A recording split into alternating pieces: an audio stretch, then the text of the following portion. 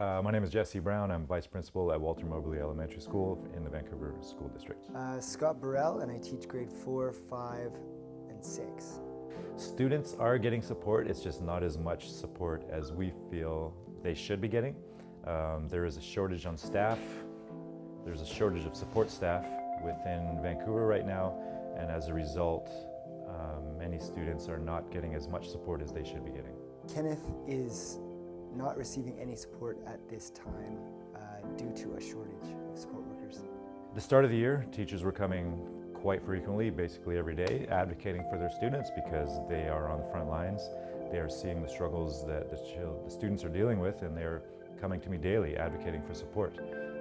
I was the middle person in this position because we're dealing with a shortage from a human resources level, and the school is where we see it, and so I'm just the middle person in terms of advocation from the parents and the staff who are looking for additional support. And I send that argument or that plea up to the board level. If Kenneth had somebody with him, it would just help him focus a little bit more on his learning, because sometimes all the information out there, he gets very overwhelmed.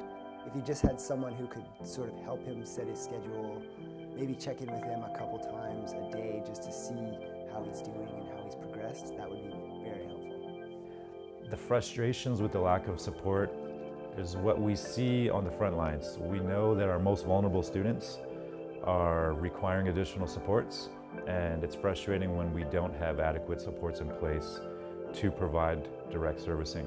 We have to be creative on our end in terms of scheduling, in terms of who we get, in terms of the training that is provided, so that we can maximize the limited resources that we do. However, it becomes taxing on everybody who's in the system, because the support staff workers who are here are feeling pressured and burdened to do more, but they can't. The teachers are advocating for their students who they see needs more support, but they're not getting it, so they're frustrated. And so it's very frustrating, because we know that our most vulnerable students are potentially losing out on potential growth that could be happening if some more support was given.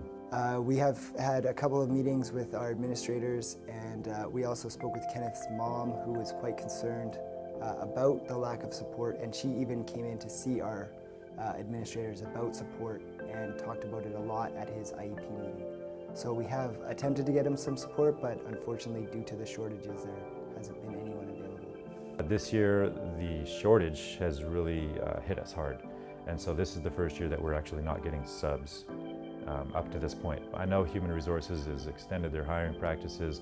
They're reaching out to the community schools, the community colleges, and training programs.